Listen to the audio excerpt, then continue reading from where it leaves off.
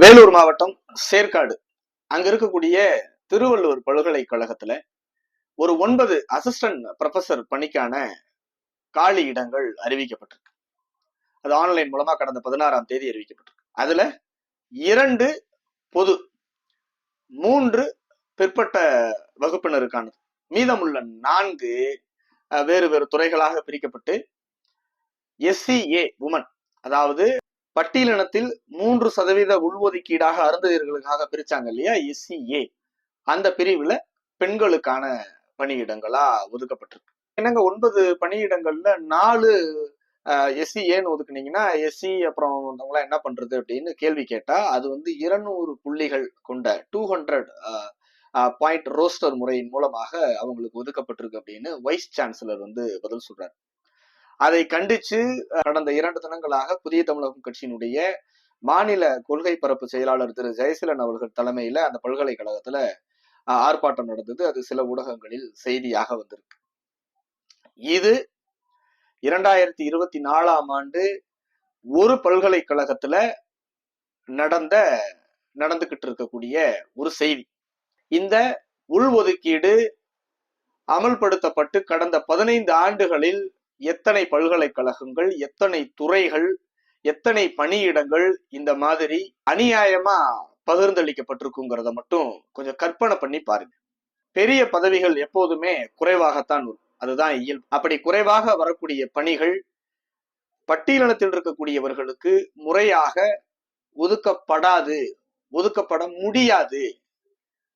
அப்படிங்கிற அடிப்படையில தான் இந்த அருந்ததியர் சமூகத்திற்கான 3% உள்ஒதுக்கீட்டை புதிய தமிழகம் கட்சியின் தலைவர் டாக்டர் ஐயா அவர்கள் எதிர்த்தார். அதை எதிர்த்து வழக்கு தொடர்ந்தார், இன்றும் எதிர்த்து கொண்டிருக்கிறார். இதுல அருந்ததியர்களுக்கு ஒதுக்கீடு கொடுப்பதென்பதே தவறு அப்படின்னு பேசல. இந்த 18 விழுக்காடு ஏற்கனவே முறையாக நிரப்பப்படல. இதை நாங்கள் 96ல இருந்து 2001 வரை சட்டமன்ற உறுப்பினராக இருந்த பொழுது கேட்ட வெள்ளை அறிக்கையில் கிட்டத்தட்ட 3.5 லட்சம் காலி பணியிடங்கள் முறையாக நிரப்பப்படலைங்கிற இது வந்தது. அதனால இந்த 18 விழுக்காடே முறையா நிரப்பப்படாத இடத்துல அந்த 18 குறைவாக இருக்கிறது அப்படிங்கிற இடத்துல அதில் 3ஐ ஒரு சமூகத்திற்கு பிரிச்சு கொடுத்தீங்கன்னா மீதம் இருக்கக்கூடிய 70க்கும் மேற்பட்ட பட்டியலினத்தில் இருக்கக்கூடிய சாதிகளுக்கு அது அநீதியாகும். நீங்கள் அவர்களுக்கு கொடுப்பதாக இருந்தால் பொதுவாக இருக்கக்கூடியதுல 3 அல்ல 6 கூட கொடுங்க அப்படின்னு சொன்னார்.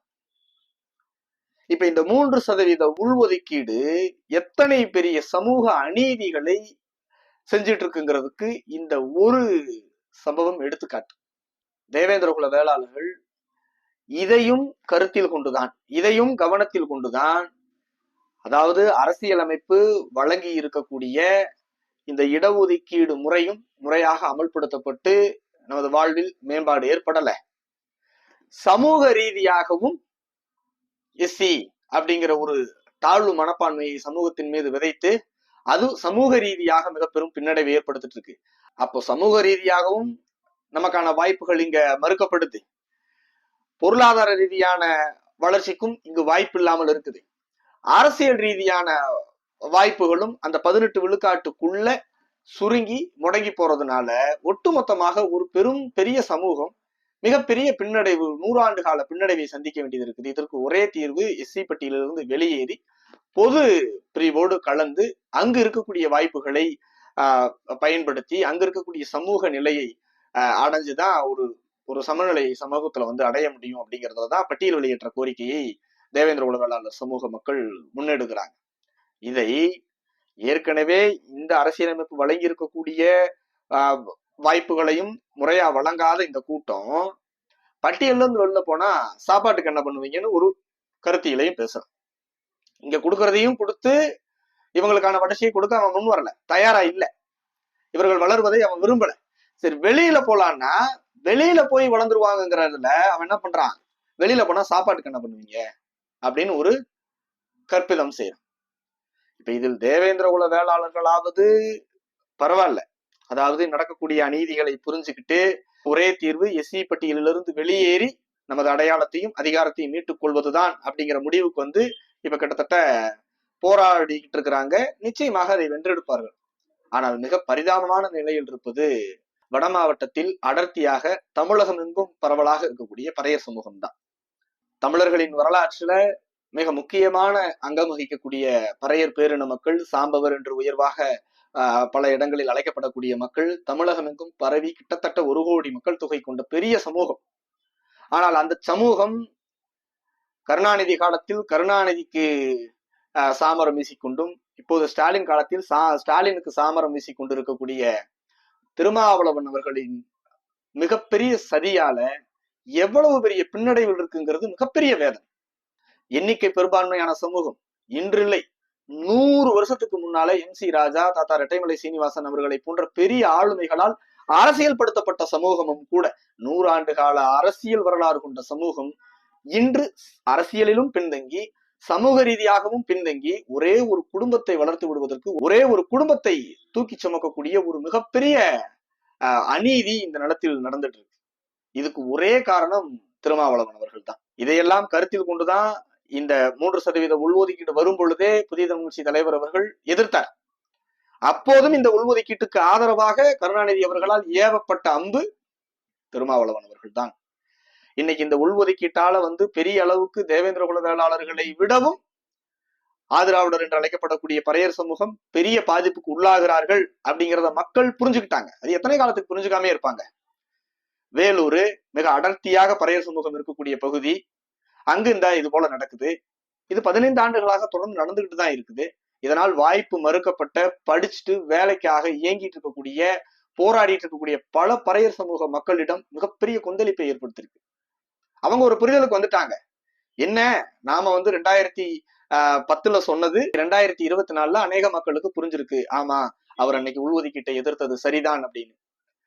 15 ஆண்டுகள் பிடிச்சிருக்கு. அதுபோல இன்றைக்கு தேவேந்திர குல வேளாளர் சமூகத்தினுடைய பட்டியல் வெளியேற்றம் நாங்கள் பேசிட்டு இருக்கிறோம். இது இன்னும் ஒரு சில 10 ஆண்டுகள் ஆகலாம் அவர்களுக்கு புரிந்து கொள்ளும். ஆனால் புரியாமலே போகாது. கண் எதிர்க்க எண்ணிக்கை பெரும்பான்மையான சமூகம், எண்ணிக்கையில் மிகச் சிறுபான்மையான ஒரு சமூக பின்னணி கொண்ட ஒரு குடும்பத்திற்கு சாமரம் வீசுவதற்கு பயன்படுத்தப்பட்டு இருக்குது அரசியல் ரீதியாகவும் சமூக ரீதியாகுங்கிறத எத்தனை ஆண்டு காலத்திற்கு அவர்கள் புரிஞ்சுட்டு இருக்காம இருப்பாங்க? இந்த உள் ஒதுக்கீடு விவகாரம் பறையர் சமூக மக்கள் மத்தியில ஒரு விவாதத்தை ஏற்படுத்தியதாலும், அங்க பறையர் சமூகத்துல கல்வியாளர்கள் இருப்பாங்க இல்லையா, அவங்க இதுக்கு எதிராக சில கருத்தரங்குகள் நடத்துறது, சில அமைப்பினர்களை ஒன்று திரட்டுவது, கூட்டங்கள் நடத்துவதுன்னு ஒரு ஒரு முன்னேற்பாடுகளை செய்து கொண்டிருப்பதை மடைமாற்றுவதற்காகத்தான் புளிச்சு போன மது ஒழிப்பு போராட்டத்தை இவர் நடத்திட்டு இருக்கிறார்.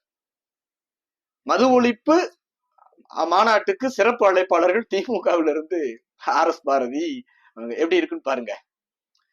கள்ளக்குறிச்சியில அத்தனை பேர் கள்ளச்சாராயம் குடிச்சு இறந்த பொழுது மௌனம் காத்த போராளி, மது ஒழிப்பு போராளி எல்லாம் முடிஞ்சு இன்னைக்கு மிகப்பெரிய சமூக நீதிங்கிற கோட்பாட்டின் மீதே கல்லறி விழுந்துருச்சு. இந்த சமூகம் ஒட்டுமொத்தமாக மிகப்பெரிய பாதிப்புக்கு உள்ளாகுது.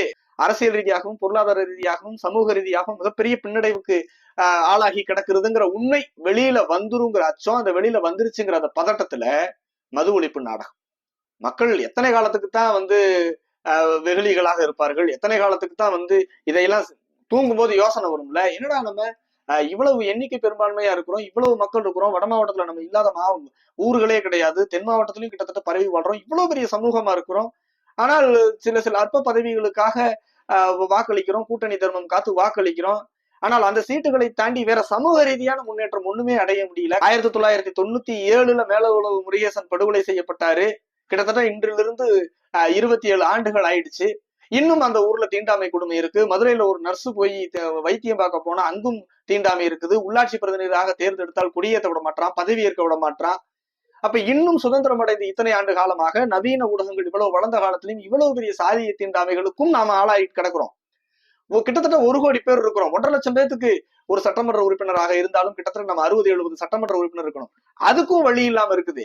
சரி, இப்ப அரசியலமைப்பில் வழங்கப்பட்ட 18 விழுக்காட்டுல நமக்கான பங்கு 5ஓ 6ஓ அதன் மூலமாக வந்தாலும் கூட மிகப்பெரிய அரசு அதிகாரிகளாவது வேலை இல்லாத சேருவாங்க. அதன் மூலமாக ஏதோ பொருளாதார முன்னேற்றமாவது ஒரு சமூகத்தில் அடையும் பார்த்தா, அதிலும் 3% உள்ஒதுக்கீட்டின் மூலமாக நமக்கு மிகப்பெரிய கள்ள தூக்கி தலையில போட்டுட்டு இவ்வளவு பிரச்சனைகளுக்கு நடுவிலையும் நாம உப்புச்சப்பு இல்லாத ஒரு கருத்தியலுக்கு காவடி தூக்கிட்டு இருக்கிறமேங்கிற கோபம் அந்த மக்கள் மத்தியில வந்துடுச்சு.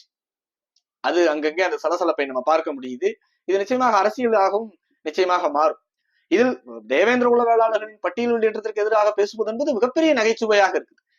அவர்கள் அரசியல் ரீதியாக வேண்டுமானால் பிரதிநிதித்துவத்தை அடையாமல் இருக்கலாம், அது ரொம்ப எளிமை. ஆனால் சமூக ரீதியான உளவியல் விடுதலைன்னு ஒண்ணு இருக்கு இல்லையா, அந்த விடுதலை அடைவது மிகப்பெரிய கடினம். அந்த உளவியல் ஊனத்திலிருந்து தேவேந்திர குல மக்கள் விடுபட்டுட்டாங்க. எஸ்சி பட்டியலே எங்களுக்கு வேண்டாம் என்று சொல்வது என்பது சாதாரண குரல் அல்ல. அவர்கள் எதிர்காலத்தில் எவ்வளவு பெரிய அரசியல் அசாத்தியங்களை செஞ்சு காமிக்க போறாங்கிறது இன்னைக்கு பட்டியலிடத்திற்கு எதிராக பேசிட்டு இருக்கக்கூடிய பிற்போக்குவாதிகளுக்கு நிச்சயமாக தெரியும். நல்லா தெரிஞ்சுக்கோங்க, தேவேந்திர குல வேளாளர்களின் எஸ்சி பட்டியல் வெளியேற்றத்திற்கு எதிராக பேசுவது என்பது ஒரு இனப்படுகொலையை ஆதரிப்பதற்கு சமம். அந்த அநியாயங்களை செய்யாதீங்க. அதை நோக்கி நிச்சயமாக பறையர் சமூக மக்களும் வருவாங்க. எஸ்சி பட்டியலிலிருந்து தேவேந்திர குல வேளாளர்கள் வெளியேறோம்னா இன்னைக்கு இல்ல, நாளைக்கு இல்ல, நாளை மறுநாள், இன்னும் சில ஆண்டுகள் கழித்தும் கூட நிச்சயமாக வெளியேறும். ஆனால் வெளியேறும் போது ஏதோ வெறுமனே அப்படியே வெளியேறியெல்லாம் போயிட முடியாது. இத்தனை ஆண்டு காலம் எஸ்சி பட்டியலில் வைத்து நாங்கள் தாங்கிய இழிவுகளுக்கும் நாங்கள் அடைந்த பின்னடைவுகளுக்கும் பரிகாரமாக நிச்சயமாக இத்தனை ஆண்டு காலம் நிரப்பப்படாமல் மாற்றி வழங்கப்பட்ட காலி பணியிடங்களை மீண்டும் மிகப்பெரிய போராட்டத்தின் வாயிலாக பெற்றுட்டு தான் வெளியில போகும். அப்படியெல்லாம் லேஸ்ல விட்டுட்டுலாம் போக முடியாது.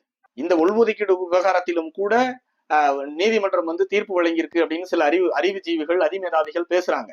அதாவது சமூகத்தில் ஒரு படிநிலையில் மிக கீழே இருக்கக்கூடியவங்களை சீர்தூக்கி விட வேண்டியது, கைதூக்கி விட வேண்டியது ஒரு ஜனநாயக நாட்டில் ஒவ்வொருவருடைய கடமை. அதுல எல்லாம் இங்கு மாற்று கருத்து இல்லை.